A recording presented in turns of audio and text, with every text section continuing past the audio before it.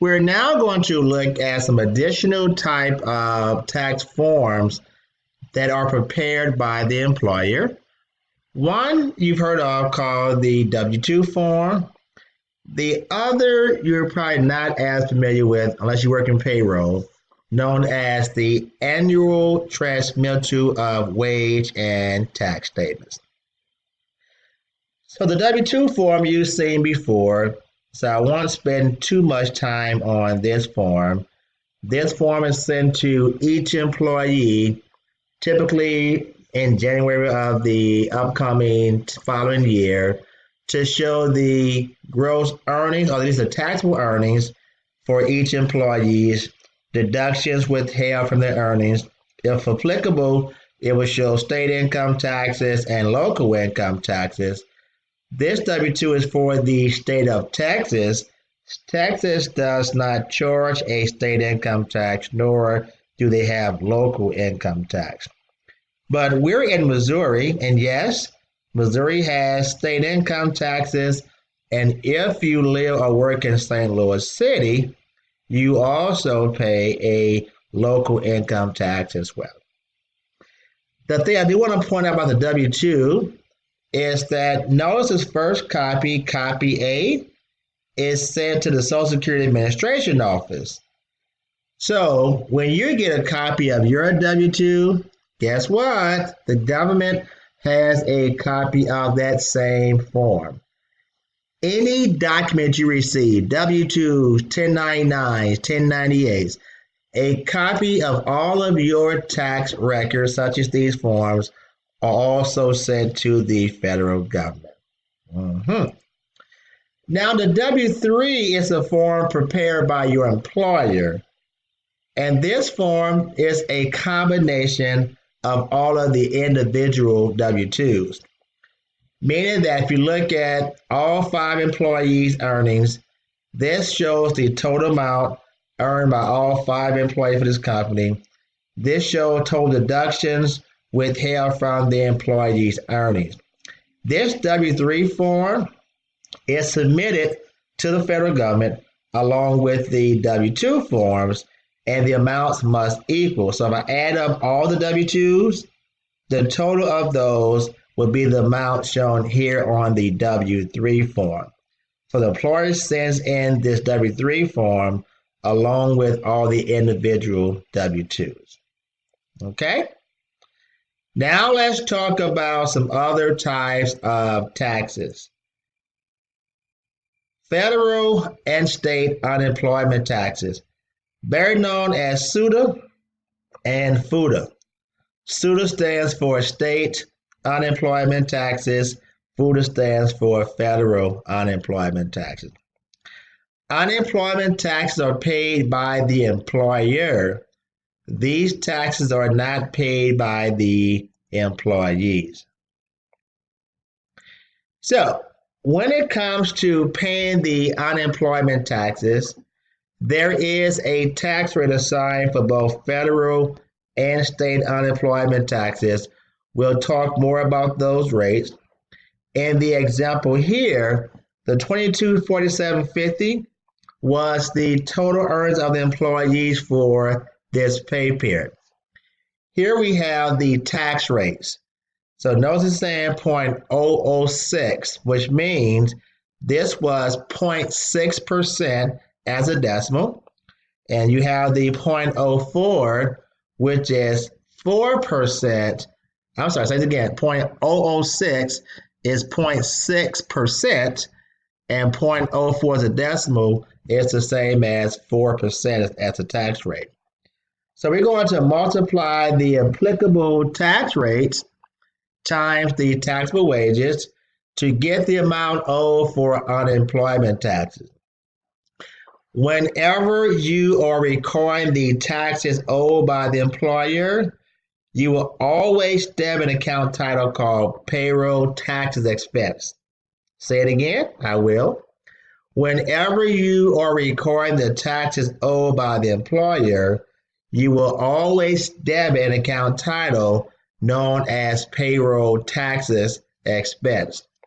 So for this illustration, You would debit the expense account, the 103.39.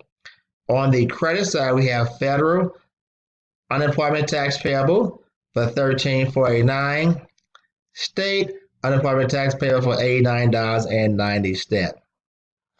They're still recorded as a liability because at this point in time, we are just recording the taxes owed by the employer for unemployment taxes.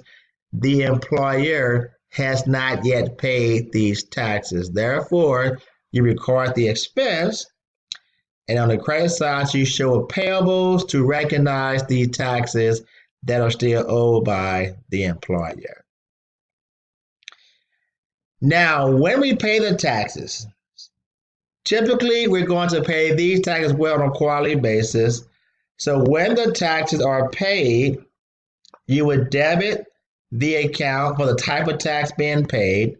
So if we're paying the state unemployment taxes, you would debit state unemployment tax payable for the amount being paid, and you're going to credit your cash account. So whenever you are paying any type of tax, you will always debit the liability account, payable account for the type of tax being paid, and you're always going to credit your cash account. Okay? Now let's talk a little bit more about the amount paid for unemployment taxes. So in our textbook, we're using $7,000 as the maximum earnings base for unemployment taxes. This amount is going to vary from state to state. So in the state of Missouri, in 2019, this current amount is $13,000. But we'll use $7,000 for the textbook purposes and explain what that means. What this means is that the employer pays unemployment tax on the first $7,000 that's earned by each employee. Once an employee has earned more than $7,000 for that tax year, the employer does not pay any more funds into the unemployment tax fund. They only pay unemployment tax again on the first $7,000 that's earned by each employee. Now again, your textbook is outdated. That amount has increased now, but every state has a maximum earnings amount when it comes to unemployment tax. In Missouri, that amount is $13,000 as of 2019. But as an example, let's say an employee earned $22.40 in January, the same amount in February, and in the first 4 weeks of March, they earned $22.40, which means that they've earned for the year so far a total of $6,720. If on their next paycheck they earn $560, we're saying how much of the $560 will be taxable? Well, the employer only pays unemployment tax on the first $7,000 that's earned by each employee. So for week 5, although they earn $560, only half of this, or $280, will be taxable. Because if I add $280 to the amount they've been taxed on already, that gets us to this $7,000. So for the remainder of the year, for this employee, we're not subject to pay any more unemployment taxes because we paid taxes already on the first $7,000 that was earned by this employee. You got that? Okay. Typically, federal unemployment taxes are paid electronically. We mentioned before, they're paid through the electronic federal tax payment system. That's because the federal government, they want their money paid to them electronically. When it comes to the state unemployment taxes, the method, it will vary from state to state. Most states do have an electronic payment system, but they don't all require you to pay that way. Some allow you to go to a bank and make the deposit, or you can send a payment in through the actual mail system. Okay? When it comes to paying the federal unemployment taxes, deposits are normally made on the last day of the month following the end of each quarter. So again, when it comes to paying the federal unemployment taxes, most of the time, federal unemployment tax, actually all the time for federal unemployment taxes, those taxes are paid through the electronic federal tax payment system. Okay. Now, to figure out the amount that's owed for federal unemployment taxes, we'll take the first $7,000 earned by each employee times the applicable tax rate. For each problem, you'll be given the tax rate for federal unemployment taxes and for state unemployment taxes. In our illustration, the tax rate was 0.6%, which is 0.006 as a decimal. So when it comes to paying federal unemployment taxes, if the company owes more than $500, at that point in time, a deposit has to be made. If we owe less than $500, we can wait until the total amount owed equals $500 and make the actual payment. Now the taxes must be paid a minimum of at least once a year for smaller companies. But again, you can wait until you owe at least $500 for that year and pay the taxes. If once you owe more than $500, then the payment must be made to the federal government. Okay? So we actually have a tax return to show the amount owed for federal unemployment taxes. This form is called a Form 940. A Form 940, the employer's annual federal unemployment tax return form. So this form shows the amount of taxes owed to the federal government. There's also a form for paying state unemployment taxes, but again, that form varies from state to state. So we'll focus mainly on the Form 940, showing the amount owed for federal unemployment taxes. Okay? So here we have a sample of the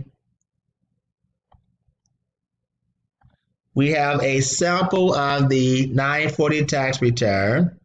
Here it has the employee's information, and it also shows the state that we're paying the state employment taxes to. In this case, they were paid to the state of Texas.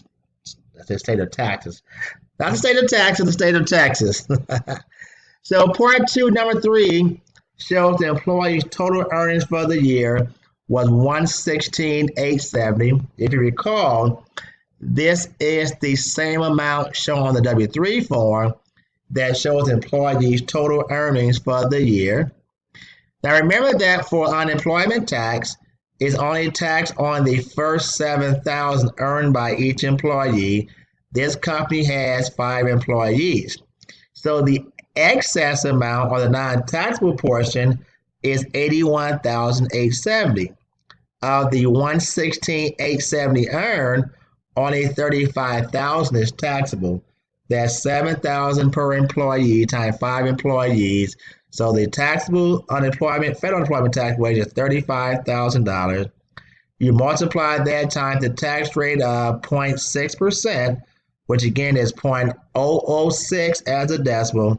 So the amount owed for federal unemployment taxes is $210. Okay? I'll give you time to process this video lecture. We're going to come back with an additional video lecture to cover more about the unemployment taxes and talk about what's known as workers' compensation insurance.